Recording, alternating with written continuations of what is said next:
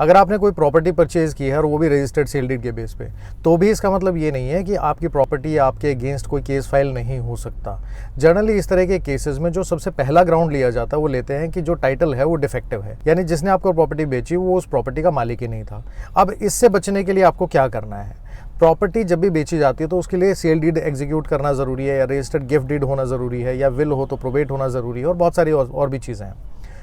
तो आपको करना क्या है कि पुराने जितने भी टाइटल डॉक्यूमेंट्स हैं, जो टाइटल चेन है, उसको ज़रूर वेरीफाई करवाएं, क्योंकि बीच में अगर किसी भी एक ओनर ने दूसरे को अनरजिस्टर्ड डॉक्यूमेंट के बेस पे उस प्रॉपर्टी को ट्रांसफ़र कर दिया तो उस सिचुएशन में वो टाइटल ट्रांसफ़र नहीं माना जाएगा, और अगर कोर्ट केस हो गया तो आपके प्रॉपर्टी के फंसने के चांसेस बहुत ज़्यादा होंगे। तो जिस दिन से वो प्रॉपर्टी अलॉट हुई है, किसको अलॉट हुई, कैसे अलॉट हुई, क्या गवर्नमेंट में उसका रिकॉर्ड है या नहीं है, और उसके बाद जितनी बार भी उस प्रॉपर्टी की सेल हुई है उसके टाइटल डॉक्यूमेंट्स आप रजिस्ट्रार के पास जाके वेरीफाई कीजिए। उसके बाद ही प्रॉपर्टी की पेमेंट कीजिए और उसके बाद ही उस प्रॉपर्टी को परचेज कीजिए, क्योंकि कहीं ऐसा ना हो कि थोड़े से पैसे या थोड़ी सी मेहनत बचाने के चक्कर में आपके लाखों करोड़ों रुपए किसी प्रॉपर्टी में फंस जाएं।